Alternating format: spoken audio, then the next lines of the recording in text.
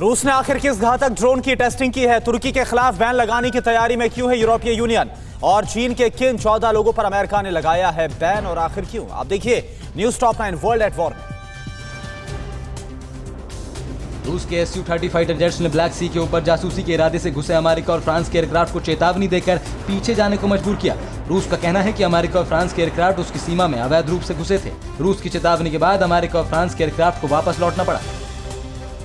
रूस ने सीरिया में क्लाशनकोव ड्रोन का कामयाब टेस्ट किया है। रूस का दावा है कि क्लाशनकोव ड्रोन टेस्टिंग में पूरी तरह सटीक और कामयाब रहा। बेहद तेज रफ्तार ये ड्रोन विस्फोटक लेकर उड़ने में सक्षम है। ये ड्रोन रूस के पुराने ड्रोन से ज्यादा मारक है।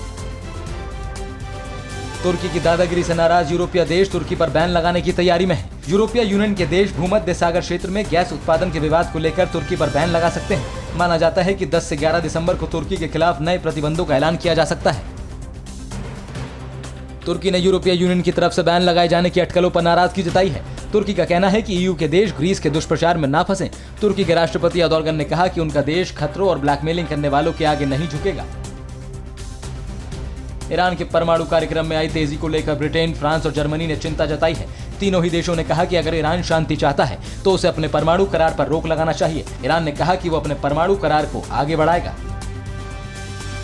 इजराइल ने अमेरिका और यूएई के बीच F-35S फाइटर जेट्स की डील का स्वागत किया है। इजराइल ने कहा कि यूएई ईरान के खिलाफ गठबंधन का सहयोगी है, इसीलिए उसे अमेरिकी फाइटर जेट्स बेचने से कोई आपत्ति नहीं है। अमेरिका और यूएई के बीच $23 बिलियन का रक्षा समझौता हुआ है। चीन के खिलाफ ट्रंप प्रशासन का सख्त एक्शन जारी है। अमेरिका ने अब चीन के 14 और अधिकारियों को बैन कर दिया है। बैन के बाद अब ये 14 लोग और उनके परिवार के सदस्य अमेरिका में नहीं रह पाएंगे। साथ ही अमेरिका में इनकी संपत्ति को भी ब्लॉक कर दिया गया है। लीबिया और काराबाग में सीरिया के आतंकियों के इस्तेमाल के बाद अब तुर्की सीरिया के लड़ाकों को कतर भेजने की तैयारी में है। तुर्की 200 सीरियाई लड़ाकों को अगले साल शुरुआत में कतर भेजना चाहता है। तुर्की ने कतर में खेल संस्थानों की सुरक्षा के लिए इन लड़ाकों को नौकरी पर रखा है।